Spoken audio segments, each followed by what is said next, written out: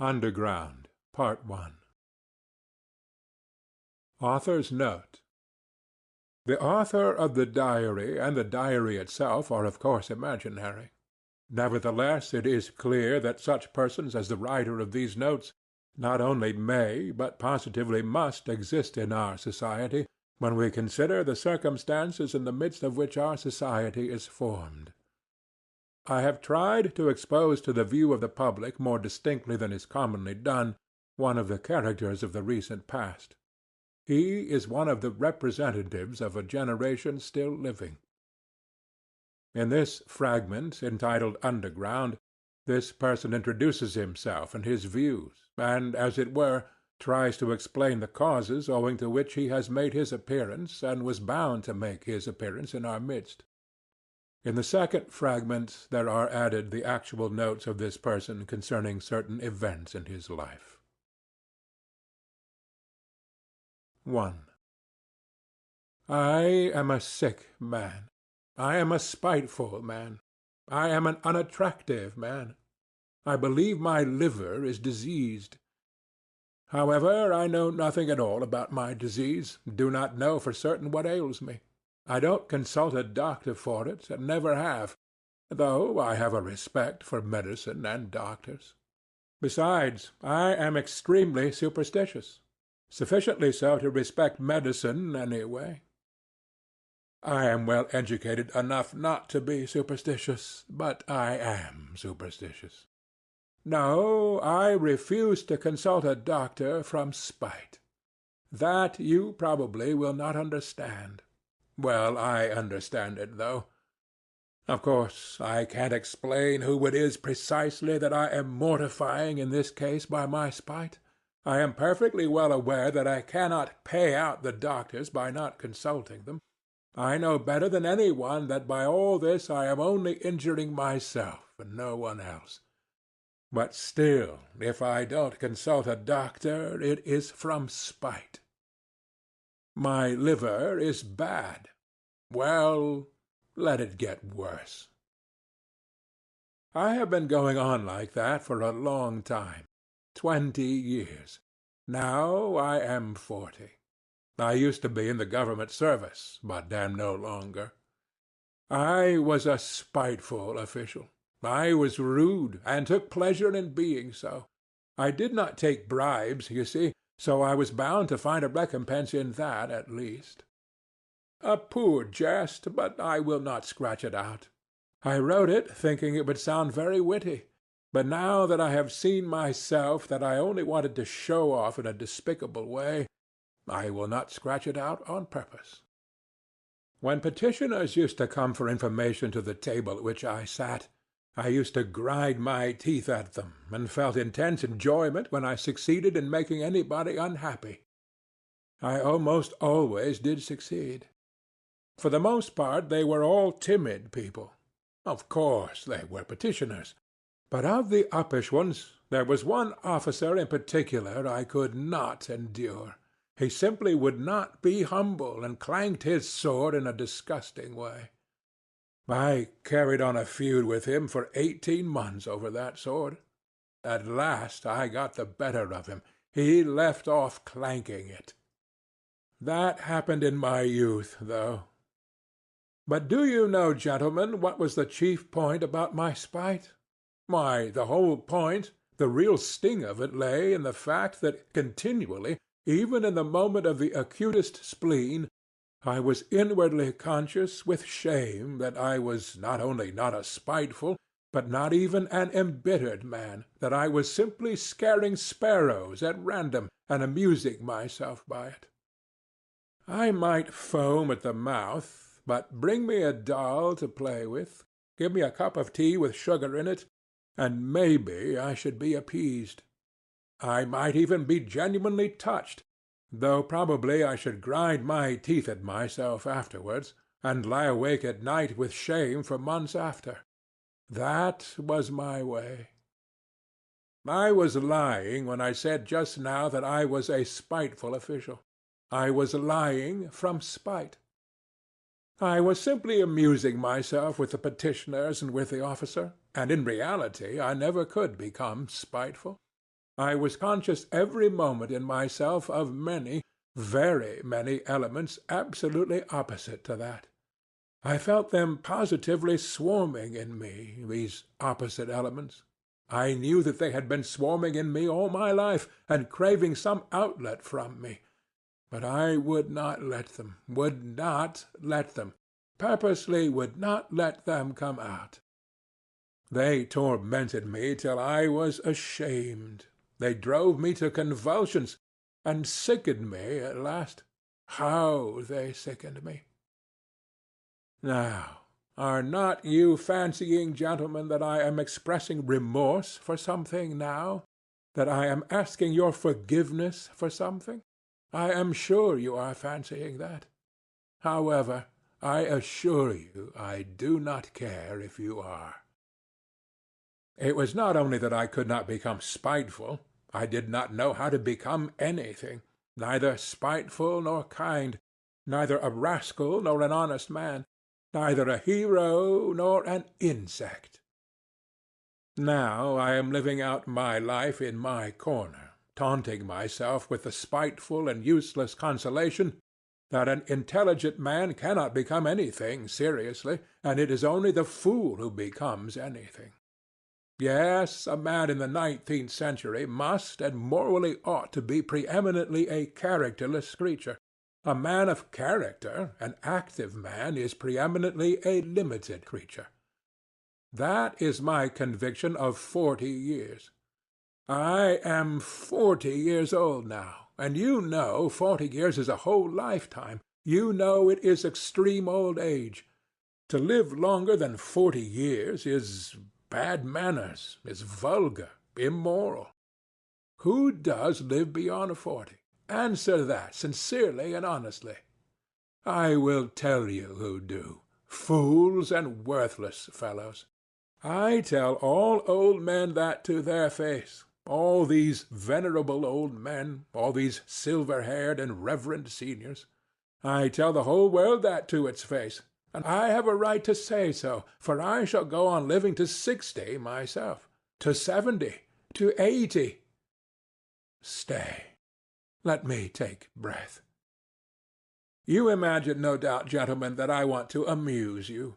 You are mistaken in that, too. I am by no means such a mirthful person as you imagine, or as you may imagine. However, irritated by all this babble, and I feel that you are irritated, you think fit to ask me who I am. Then my answer is, I am a collegiate assessor. I was in the service that I might have something to eat, and solely for that reason. And when last year a distant relation left me 6,000 roubles in his will, I immediately retired from the service and settled down in my corner. I used to live in this corner before, but now I have settled down in it. My room is a wretched, horrid one in the outskirts of the town.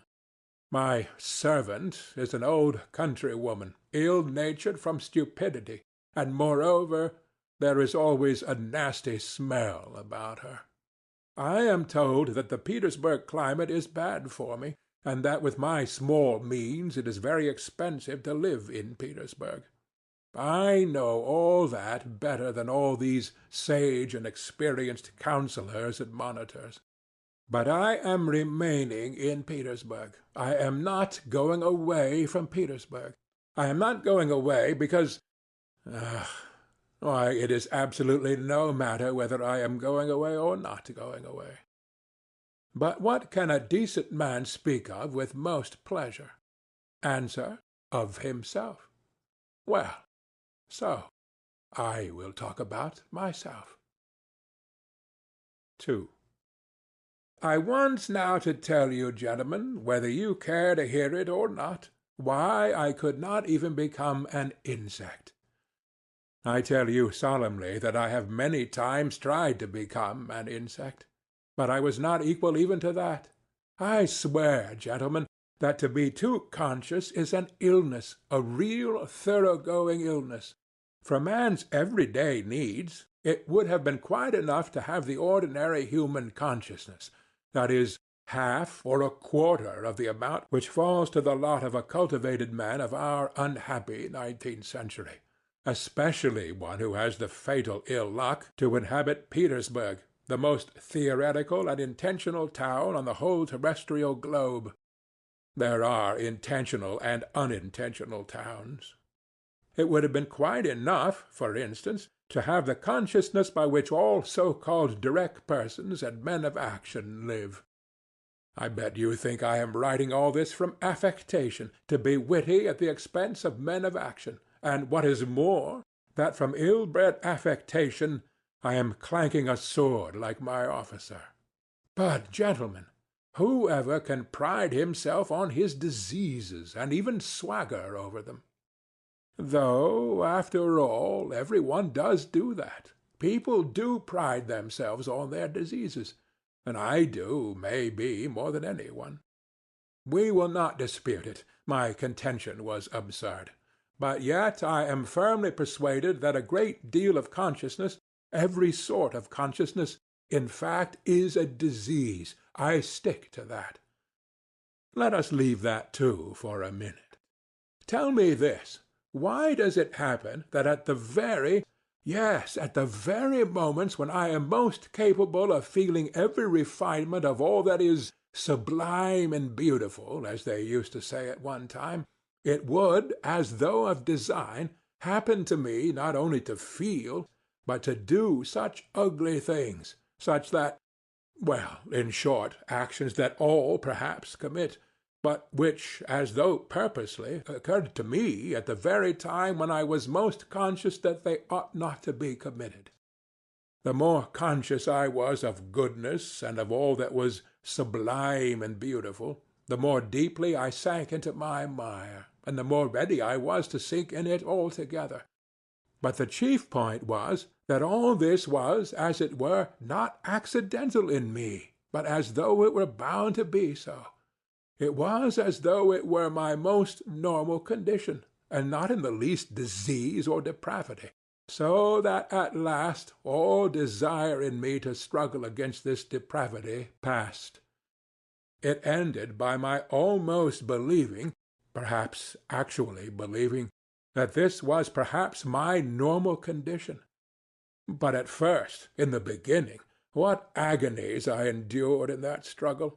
I did not believe it was the same with other people, and all my life I hid this fact about myself as a secret. I was ashamed. Even now, perhaps, I am ashamed. I got to the point of feeling a sort of secret, abnormal, despicable enjoyment in returning home to my corner on some disgusting Petersburg night, acutely conscious that that day I had committed a loathsome action again, that what was done could never be undone, and secretly, inwardly gnawing at myself for it, tearing and consuming myself, till at last the bitterness turned into a sort of shameful, accursed sweetness, and at last into positive, real enjoyment.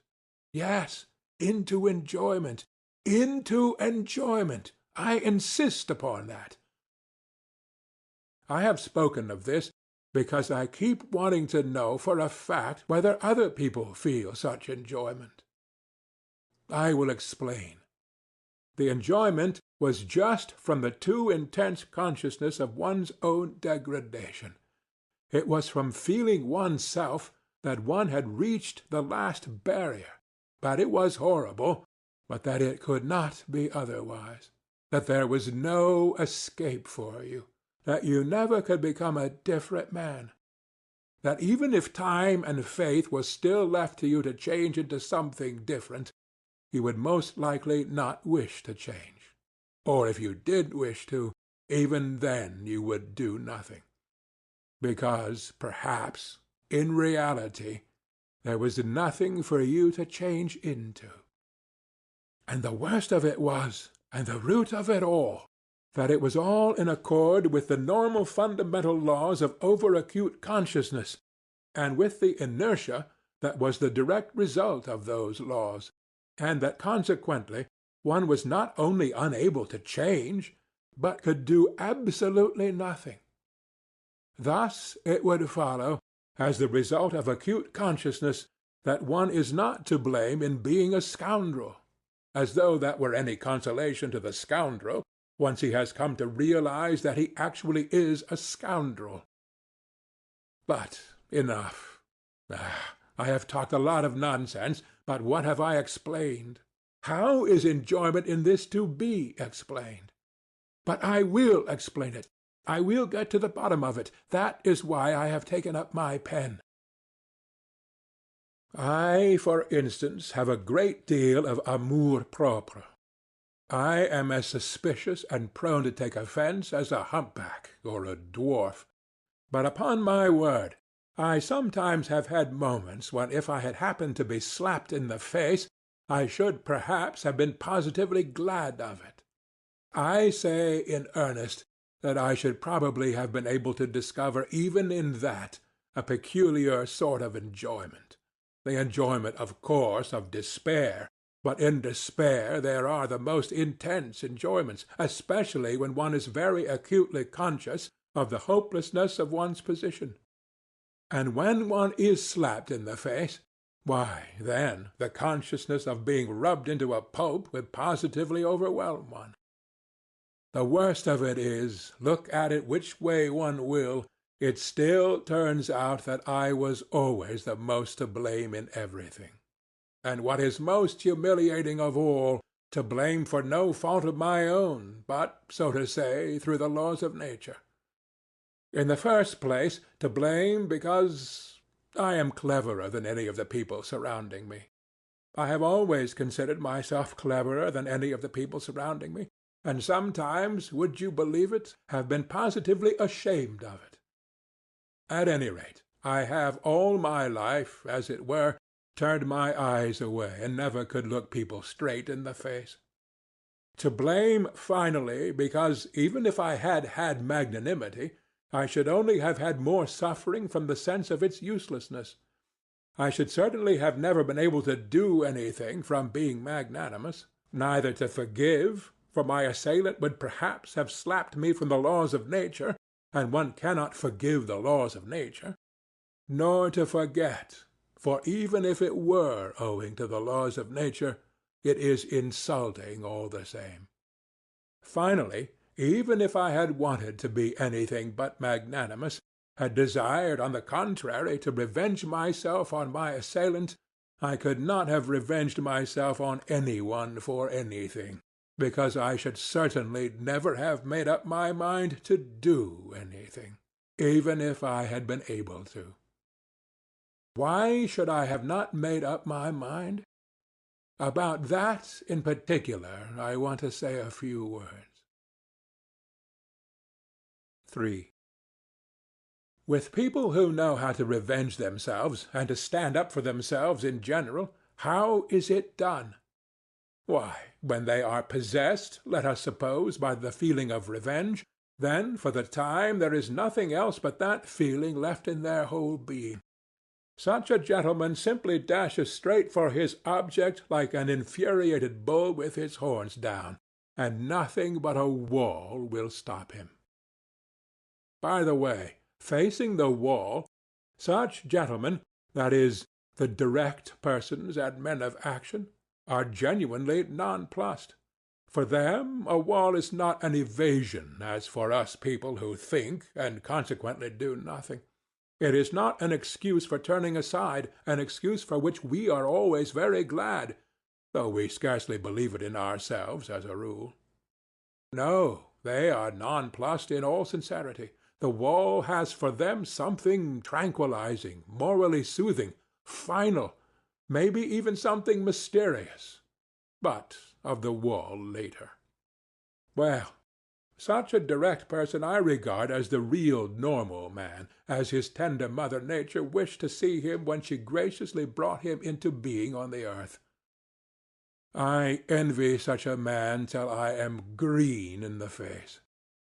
He is stupid. I am not disputing that. But perhaps the normal man should be stupid. How do you know? Perhaps it is very beautiful, in fact. and I am the more persuaded of that suspicion, if one can call it so, by the fact that if you take, for instance, the antithesis of the normal man, that is, the man of acute consciousness, who has come, of course, not out of the lap of nature, but out of a retort. This is almost mysticism, gentlemen, but I suspect this too.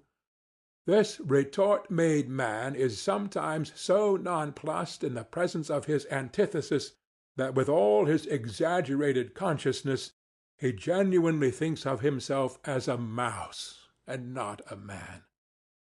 It may be an acutely conscious mouse, yet it is a mouse, while the other is a man, and therefore, etc., etc. And the worst of it is, he himself, his very own self, looks on himself as a mouse.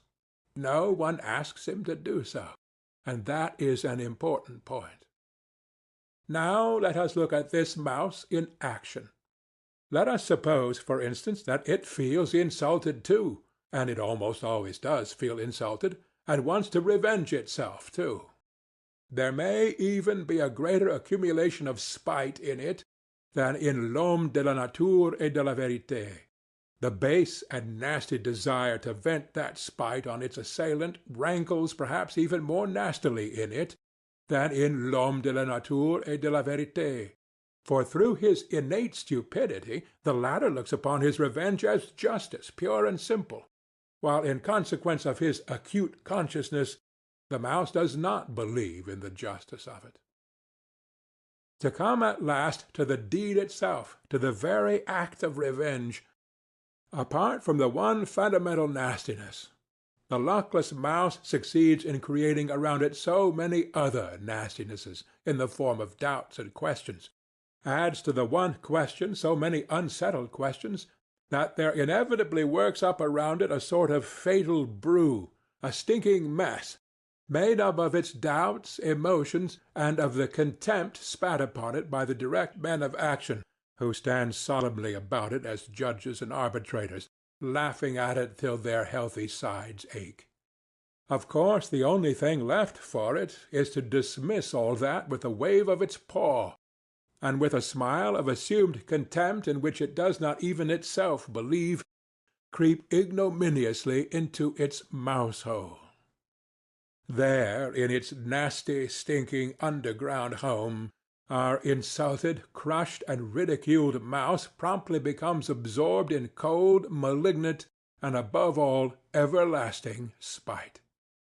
For 40 years together it will remember its injury down to the smallest, most ignominious details, and every time will add of itself details still more ignominious, spitefully teasing and tormenting itself with its own imagination. It will itself be ashamed of its imaginings, but yet it will recall it all. It will go over and over every detail. It will invent unheard-of things against itself, pretending that these things might happen, and will forgive nothing. Maybe it will begin to revenge itself, too, but as it were piecemeal, in trivial ways, from behind the stove, incognito, without believing either in its own right to vengeance or in the success of its revenge, knowing that from all its efforts of revenge it will suffer 100 times more than he on whom it revenges itself, while he, I dare say, will not even scratch himself. On its death-bed it will recall it all over again, with interest accumulated over all the years, and— But it is just in that cold, abominable half-despair, half-belief, in that conscious burying oneself alive for grief in the underworld for 40 years, in that acutely recognized and yet partly doubtful hopelessness of one's position, in that hell of unsatisfied desires turned inward, in the fever of oscillations, of resolutions determined forever and repented of again a minute later, that the savour of that strange enjoyment of which I have spoken lies. It is so subtle, so difficult of analysis, that persons who are a little limited, or even simply persons of strong nerves, will not understand a single atom of it. Possibly, you will add on your own account with a grin, people will not understand it either who have never received a slap in the face. And in that way you will politely hint to me that I too perhaps have had the experience of a slap in the face in my life, and so I speak as one who knows. I bet you are thinking that. But set your minds at rest, gentlemen. I have not received a slap in the face, though it is absolutely a matter of indifference to me what you may think about it. Possibly I even regret myself that I have given so few slaps in the face during my life. But enough. Not another word on that subject of such extreme interest to you. I will continue calmly concerning persons with strong nerves who do not understand a certain refinement of enjoyment. Though in certain circumstances these gentlemen bellow their loudest like bulls, though this, let us suppose, does them the greatest credit, yet, as I have said already, confronted with the impossible, they subside at once. The impossible means the stone wall. What stone wall? Why, of course, the laws of nature, the deductions of natural science, mathematics. As soon as they prove to you, for instance, that you are descended from a monkey, then it is no use scowling. Accept it for a fact. When they prove to you that in reality 1 drop of your own fat must be dearer to you than 100,000 of your fellow creatures, and that this conclusion is the final solution of all so-called virtues and duties, and all such prejudices and fancies, then you have just to accept it. There is no help for it. For twice 2 is a law of mathematics. Just try refuting it. Upon my word, they will shout at you, it is no use protesting. It is a case of twice 2 makes 4. Nature does not ask your permission. She has nothing to do with your wishes, and whether you like her laws or dislike them, you are bound to accept her as she is, and consequently all her conclusions. A wall, you see, is a wall, and so on and so on. Merciful heavens! But what do I care for the laws of nature and arithmetic, when for some reason I dislike those laws and the fact that twice 2 makes 4?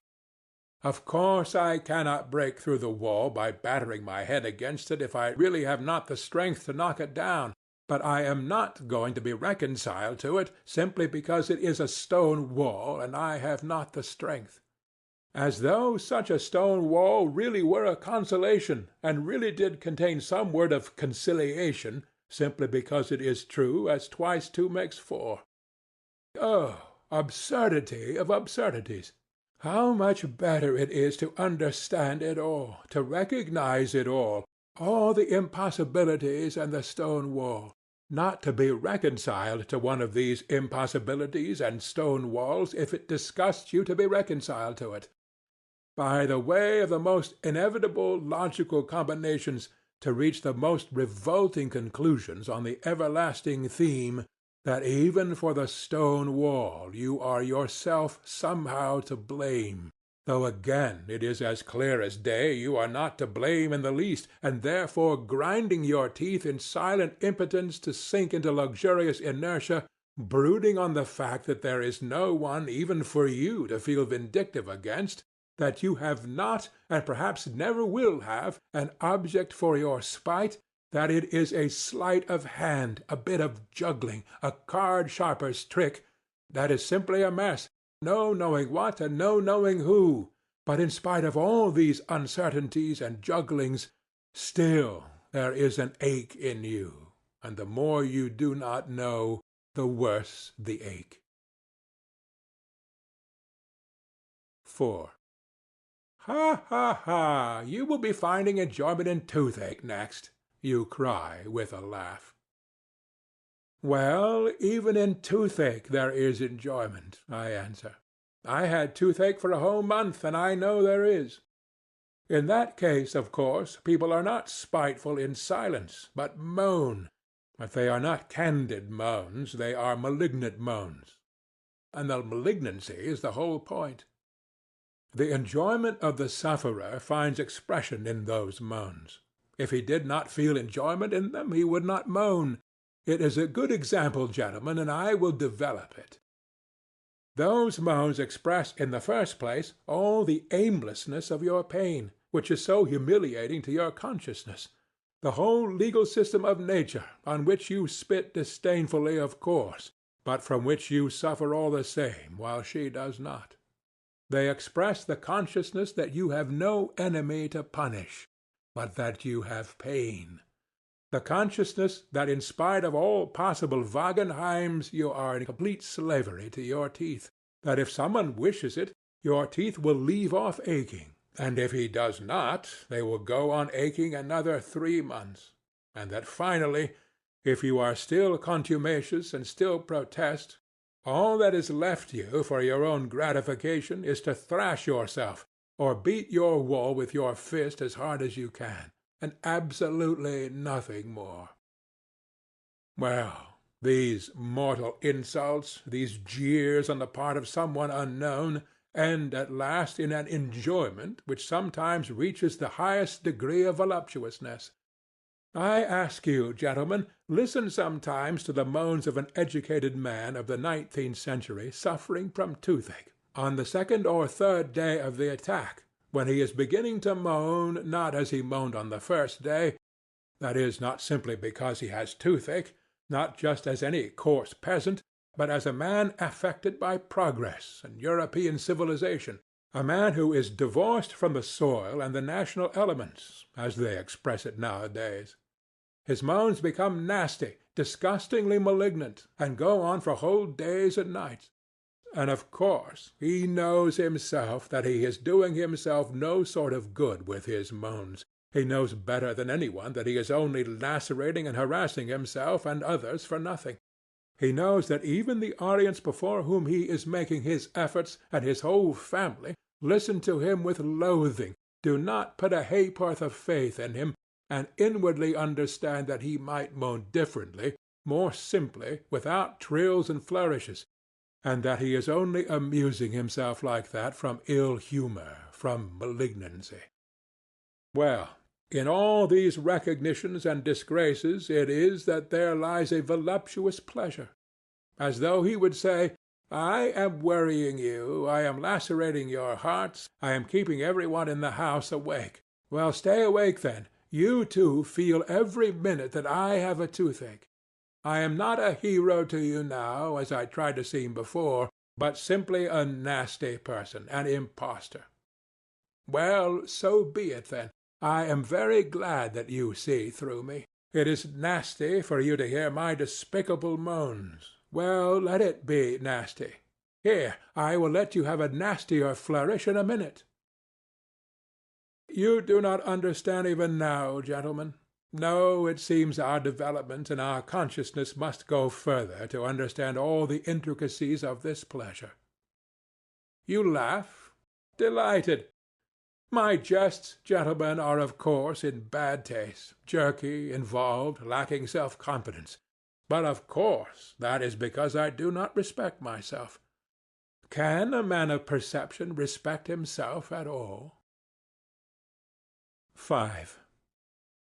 Come, can a man who attempts to find enjoyment in the very feeling of his own degradation possibly have a spark of respect for himself? I am not saying this now from any mawkish kind of remorse, and indeed I could never endure saying, Forgive me, Papa, I won't do it again. Not because I am incapable of saying that. On the contrary, perhaps just because I have been too capable of it, and in what a way, too! As though of design, I used to get into trouble in cases when I was not to blame in any way. That was the nastiest part of it. At the same time I was genuinely touched and penitent. I used to shed tears, and of course deceived myself, though I was not acting in the least, and there was a sick feeling in my heart at the time. For that one could not blame even the laws of nature, though the laws of nature have continually all my life offended me more than anything. It is loathsome to remember it all, but it was loathsome even then. Of course, a minute or so later I would realize wrathfully that it was all a lie, a revolting lie, an affected lie. That is, all this penitence, this emotion, these vows of reform. You will ask, why did I worry myself with such antics? Answer, because it was very dull to sit with one's hands folded, and so one began cutting capers. That is really it. Observe yourselves more carefully, gentlemen, then you will understand that it is so. I invented adventures for myself and made up a life so as at least to live in some way. How many times it has happened to me, well, for instance, to take offence simply on purpose, for nothing, and one knows oneself, of course, that one is offended at nothing, and that one is putting it on, but yet one brings oneself at last to the point of being really offended. All my life I have had an impulse to play such pranks, so that in the end I could not control it in myself. Another time, twice, in fact, I tried hard to be in love. I suffered too, gentlemen, I assure you. In the depth of my heart there was no faith in my suffering, only a faint stir of mockery. But yet I did suffer, and in the real orthodox way. I was jealous, beside myself. And it was all from ennui, gentlemen, all from ennui. Inertia overcame me. You know the direct, legitimate fruit of consciousness is inertia, that is, conscious sitting with the hands folded. I have referred to this already. I repeat with emphasis. All direct persons and men of action are active just because they are stupid and limited. How explain that? I will tell you. In consequence of their limitation, they take immediate and secondary causes for primary ones, and in that way persuade themselves more quickly and easily than other people do that they have found an infallible foundation for their activity, and their minds are at ease, and you know that is the chief thing.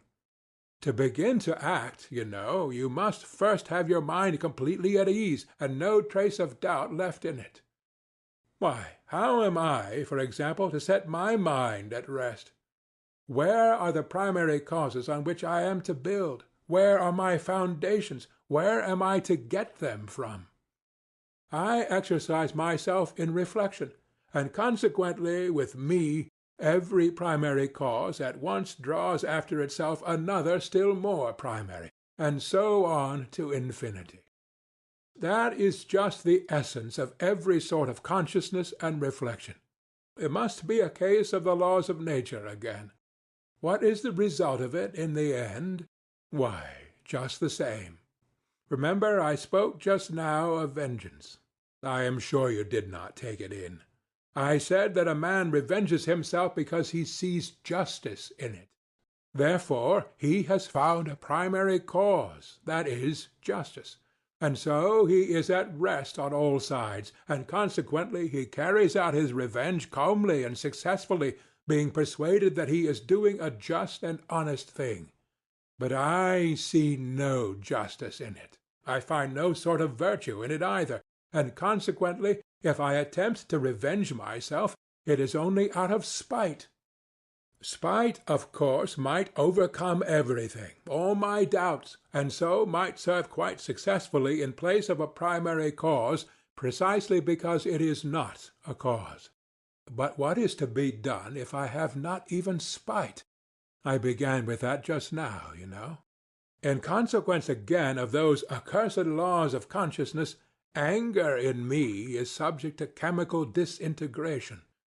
You look into it, the object flies off into thin air, your reasons evaporate, the criminal is not to be found, the wrong becomes not a wrong, but a phantom, something like the toothache, for which no one is to blame, and consequently there is only the same outlet left again.